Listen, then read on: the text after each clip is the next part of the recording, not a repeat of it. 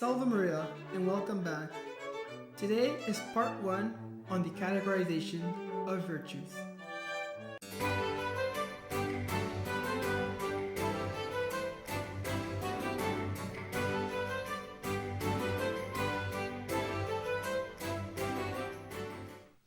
There are 3 types of categorization of virtues.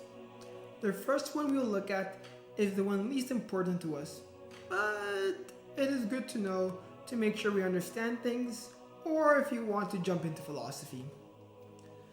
The second one we'll look into is the most important to us, since it is looking at virtue in a baptized person. The final one is the most common categorization we'll come upon, and it is good for us to know. The last ones we'll look at in part 2. The first categorization of virtues we're going to look at divides them into imperfect and perfect virtues. The reason for this is in the definition of virtue, which is a good habit.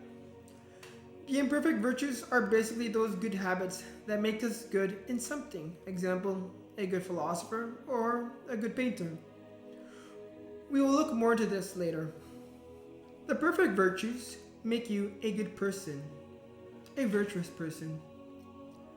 In the next categorization, virtues are divided into natural and supernatural. Natural virtues are those virtues obtained through our own effort. We can say we have the virtue once we obtain that constant habit. Also, if a person has a certain virtue, that person's virtue will naturally exclude the contrary vice. For example, if a person is diligent, by consequence, he is not lazy. These virtues are strengthened by our acts, our natural acts. Supernatural virtues are those virtues infused in us. They allow us to practice virtue at a divine level, to practice a virtue as a child of God. These virtues are given to us at baptism, the principal ones being the theological virtues. Once received, they change nothing in our character though. These virtues can exist in a person at the same time with the contrary vice. Effort must still be made on our part to reprove these vices, yet the supernatural virtues will prompt us to fight it. These virtues are also very important to have because in front of God they are more valuable since it is given to us with grace. Supernatural virtues are strengthened by God on account of meritorious acts.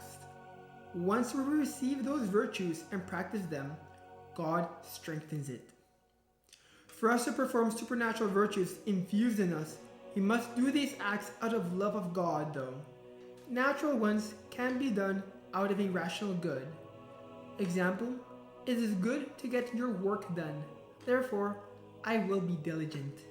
On the other hand, though the supernatural ones are more important, it does not mean the natural ones are useless.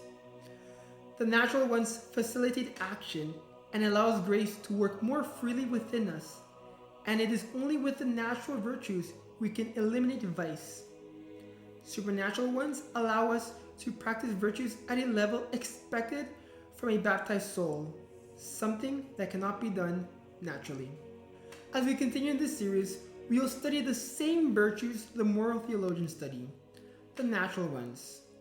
In other words, we will look at what they are exactly, their contrary vices, and how to strengthen them. If we are baptized and in the state of grace, the supernatural ones will also grow. Thank you very much, and join me next time as we look at the final categorization of virtues.